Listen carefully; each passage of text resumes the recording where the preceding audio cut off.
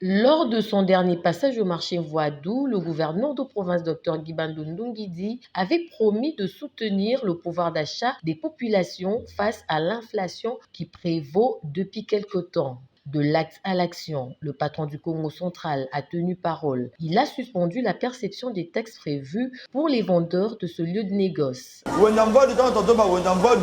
ont généralisé 4 marchés.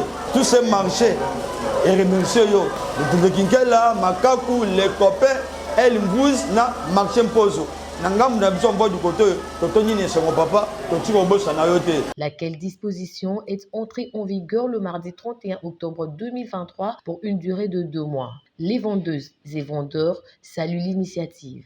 Papa betikena kiese parce que beto voada papa me sig prendre beto sig puisa me sala beto na voado papa bafuma pla ba betena soso na ba Kongo ya ba betena soso kena kuzama pasta beto nkango papa isiga ngekele beto ba mama nge voado beto metonda nge nzambi sakumu nge ko na ntwala kifumu ya voada ko ndi yange asali biso faveur de mois de foutate en tout cas to remercier nzambe apambola ye aza vraiment excellence na biso gouverneur Guy Bandou vraiment ça va 2 mois vraiment beau foutate ticket à l'état nanu tozo opportunité boete esali biso bien makasi papa Guy Bandou eloko asali eza ba gouverneur nyonso te basala ngo banda ye tomoni pena changement eza tomesepela mingi sango bamama mingi keteka na ntoto awa bake debrouiller ke babima fioti kufuta batike yake kudia par rapport moi passe na mbongo mais tomesepela na 2 mois ina papa metula samu bafuta dia fe bamama nyonso ke kuyanga dala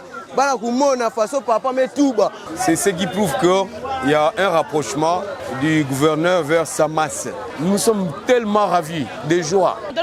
Merci de me ça la beto ngebe expliquer ba ko nge futeka TV mbongo tikekele tina biro njabi toma sa kumune toma bole meza nkati na yani. À cet effet, le gouvernement provincial qui prend en charge la perception de cette taxe continuera d'accorder une subvention aux structures de gestion de marché. Une façon de combler le manque à gagner que produit cette disposition salutaire tant pour les petits commerçants que pour la population.